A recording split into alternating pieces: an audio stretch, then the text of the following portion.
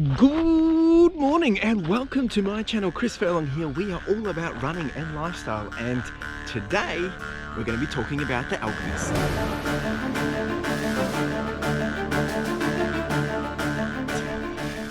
So you're probably thinking, what, the Alchemist? Now let's just bring some context here. So just to recap a little bit, as many of you will probably know if you've come along for the last 20 weeks or so on the marathon journey, I basically picked up listening to audiobooks while doing my longer runs. Now in doing so, I realized that, one, why hadn't I been doing this so much earlier? And two, it's like I'm learning so much, and three, it's like, give me more. So after going through all that, when I did the marathon, or when I was planning for the marathon, I was trying to find an audiobook to listen to, because obviously I had been listening at my training runs and keep everything, per usual. So when I went through what I wanted to listen to, I'd heard a lot about the Alchemist.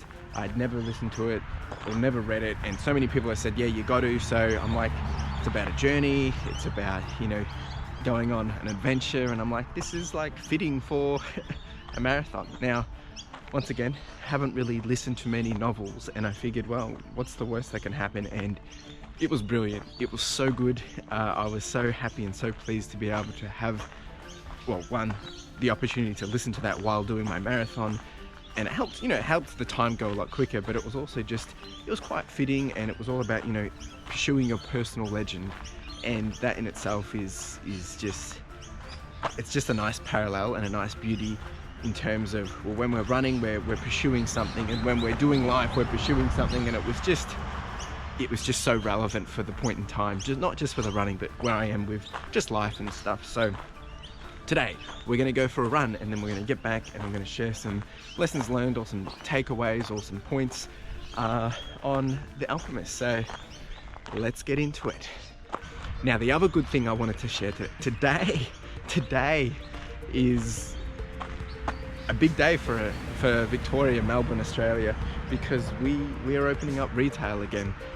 We had our first 0 day since June the other day, and we still have a 25k radius lockdown. We moved from 5k to 25k, but retail is opening up, meaning we can start to get out and do some different things. So that's going to be exciting, and one thing which I'm going to start to bring onto this channel has to do with that. So we can get excited for that. I'm not going to share too much just yet, but there's going to be lots of things coming up on this channel, so I'm excited to just start to sneak some of those things in. So anyway, let's go get this run done. We will do it hopefully with ease, and yeah, let's do it.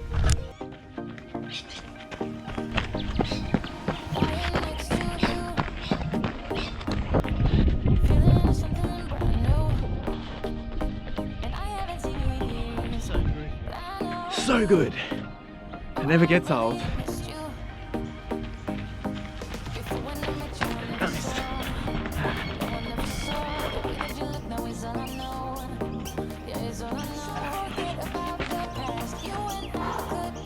Getting it done. Oh, there we go. Another 4k done and dusted. It was a lot better than yesterday's 3.5. Not as stiff, but I still don't feel as loosey-goosey as I'd want to be, so just being mindful of it, playing it safe. I do want to try and get back into the habit of getting into these longer runs, and I want to build back up to it, of regardless if I was training or not. I would love to be able to just say, hey, I'm going out for a long run on the weekend, and smashing out 15, 20Ks just because I can. Right, and ultimately I don't want to be relying on just a training plan to push me beyond my comfort zone. I would love my comfort zone. Well, sorry, let me rephrase that. Yes, I need the training plan to push me beyond my comfort zone, but what I would like is my comfort zone to be a new level, to be something which it wasn't of the past. So a few things I'm thinking about, a few things I'm toying with, and this is all on the fly. Like, it's when you go for a run, you have the time to think about things, and this is what's coming fresh off the press. Anyway, what we're going to do is we're going to jump into the stats right now, have a look at this run, and then we're going to get into all about The Alchemist and why I think everyone should be giving this book a read or a listen to, not only if you're just an anybody, but also if you're a runner. So we'll get into that in a second. Let's check out the stats. Hopefully my screen recording doesn't stuff up this time. So frustrating when it does it in the middle of recording as well, like voice recording, but hey, this is the realities of it, and it can be frustrating, it can be fun, and it can be everything in between, that's for sure. Alright, I'm putting record on now on my phone. It's recording. Alright, 4K done and dusted. 6:04 pace, which isn't too bad, pretty solid. Didn't feel like I was having to reach too hard. We'll just jump straight over here. 6:04, nice heart rate overall, but if we jump over to this one, there we go, that's a bit better. So pace was good, and you can probably hear the chickens in the background. I think one's laying. Anyway, pretty solid. I did stop and walk a couple of times just to smoothen out the legs a bit. They are getting a bit stiff, but I did do a stretch and roll and stuff this morning as well, but yeah, I think my body's still recovering. So heart rate was pretty good, climbing the whole way through. Cadence, nothing too spectacular there. Let's check out performance condition. Actually, it says that, yeah, well, compared to yesterday's run, this was magic. This was magic compared to that. I'm pretty happy with that. All right, that is that. Pretty good run, pretty solid, easy going enough. I do feel good. I do feel good. There's, I would love to be running out a bit more and faster and stuff, but it's a process of recovery. I mean, I've recovered in terms of, I think last year when I was getting out to run, I think it took me 4 or 5 days before I did, after my first marathon, and then I started to pick up an injury as well. So that's why I'm just playing it very safe, because, I don't want to think I'm all good, go out too hard and blow out. Anyway, alright, so as I mentioned, today I wanted to talk to you guys about The Alchemist, some of the lessons learned, some of the takeaways, and just why I think, it's probably a good book for everyone. So, roll the intro.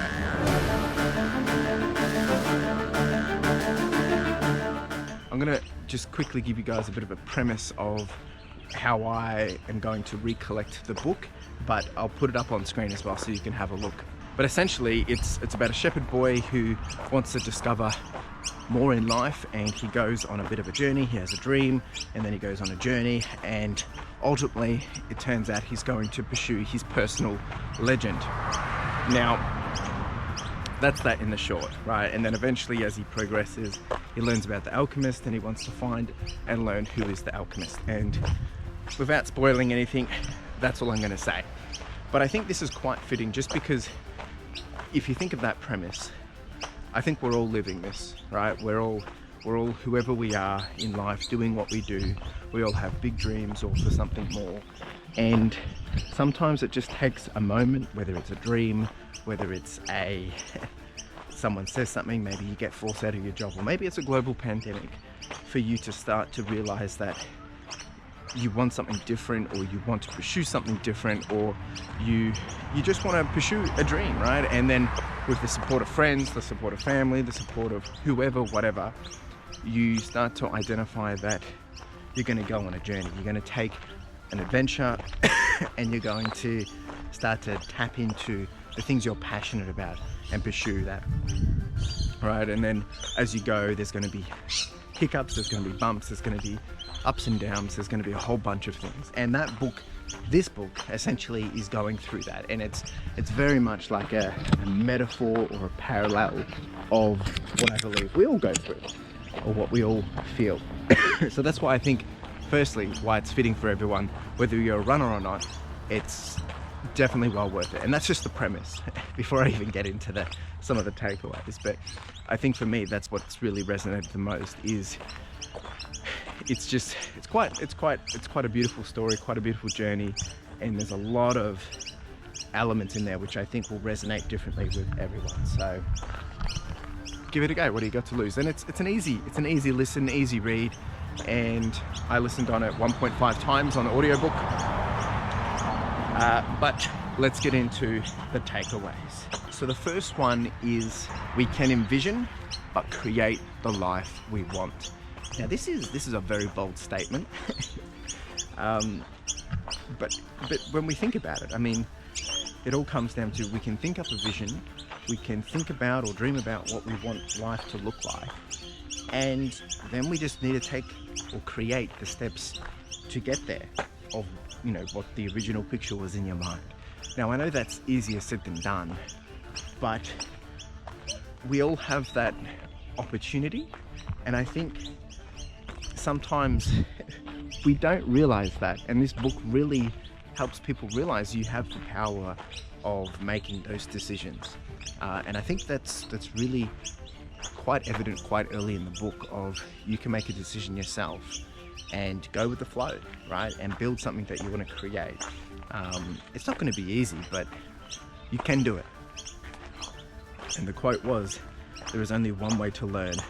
It's through action, right? And that's the simple source to it, right? Is anything you want, you got to do work, whether it's hard or easy. I mean, come on.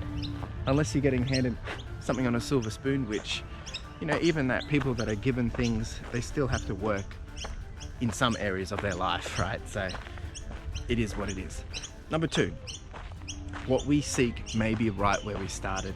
And I think this is something quite evident to all of us, because I think once we start to get into what drives us, what motivates us, what makes us happy, what makes us smile, and all that jazz, you know, it probably comes down to, as kids, you know, we had ambitions, we had dreams, we had ideas of what life could be like or should be like. And you know, when you think back at those moments and you reflect and compare to now, you think, well, what's changed? What's different? And I think sometimes we need to go back to our childhood or the nostalgia moments to really give us a kick in the butt, to really say, hey, are you doing what you wanted to be doing? And that's why I think it's fitting to say that, you know, what we are seeking might be right back where we started. And there's a nice quote to this from the book as well. Remember, where your heart is, there you will find your treasure. That's just gold.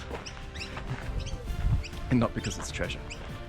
Point number 3, your mission should you choose to accept. So this is all about following your North Star, pursuing passions, chasing dreams and making them a reality. Now the thing about a North Star is where you're headed, where you're going. I think if you can have a clear view of where you want to be, you can find your way there, navigate through the mountains, through the valleys, through whatever it needs to be to get there. You're not going to get there straight away, but I think if you have passion, and with passion, you can achieve a lot. You can do anything, right? And you can be anyone. Having a mission is no easy feat, though. It's hard. You know, with great power comes great responsibility at the same time. So the quote from the book was, when someone makes a decision, he is really diving into a strong current that will carry him to places he has never dreamed of when he first made the decision. So good. So good. Number 4, it is the journey, not always the end. And this is where it reflected so much, or resonated so much for me with the marathon, is because, you know, when we're going for our goals, when we're pursuing, you know, a goal, there's going to be a process to that goal, and it's going to be a journey of self-awareness, of self-growth, of challenges, of pain, suffering, but also of joy and happiness. And you need to embrace the process. You need to trust the process. You need to enjoy the process and understand and learn from the process. It's not always the end that you need or want. It's sometimes we needed the journey in order to realize what we needed, right? And I think that's what's beautiful about it, is it's so fitting as a runner and also as just someone doing life. So I think I think it makes so much sense. Sorry, I'm just kind of blabbering on, but I don't want to. Point number 5 is momentum comes from rinse and repeating the enduring process of failing and then learning and then, repeating and continuing to progress. So with anything in life, we can give up, right? Once you quit, that's ultimate failure. But you always have an option to proceed further or onwards, even if it's different. And I think this year has proven that for a lot of us. We've had to pivot, we've had to adjust, we've had to do things which probably has made us a little uncomfortable, but it's pushed us into a position which we can continue on. And I think that's the thing here. Once you build momentum through that process of, failing, but then learning, adjusting, redoing it and continuing to progress onwards and upwards, that's where things are gonna really start to snowball for the better. And it's that beautiful quote where the secret of life, though, is to fall 7 times and get up 8 times.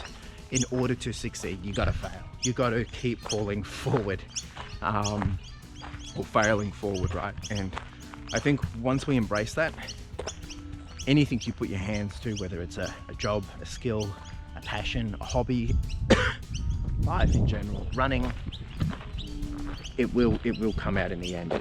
And it's going to be a whole bunch of those things I've just discussed. One of them being work. It's going to be hard work, but hey, that's the process. All right, so that's my 5 takeaways from the book. It's really, really good. This does not even do it justice. You need to go listen to it. You need to go read it, whatever's your kind of candy. And let me know your thoughts. If you've listened to it, what was your favorite quote? What was your favorite part of the book? Let me know in the comments below. Really do appreciate you being here, and I hope this has been of value for you. So if it has, give it a thumbs up. If you haven't subscribed, hit that subscription button. And if you're not new here, but you've been here for a while and you haven't hit that notification bell, make sure you do. You know what to do. Ding, ding, ding. Hit it, because you'll get notified when I release something else. And I'm trying to put out more and more, not just once a week, but more and more. And hopefully we'll get a nice cadence with that one. All right, so thanks for being here. Really do appreciate it. And per usual, make sure you like, subscribe, comment, do the whole shebang. Hustle. Ciao.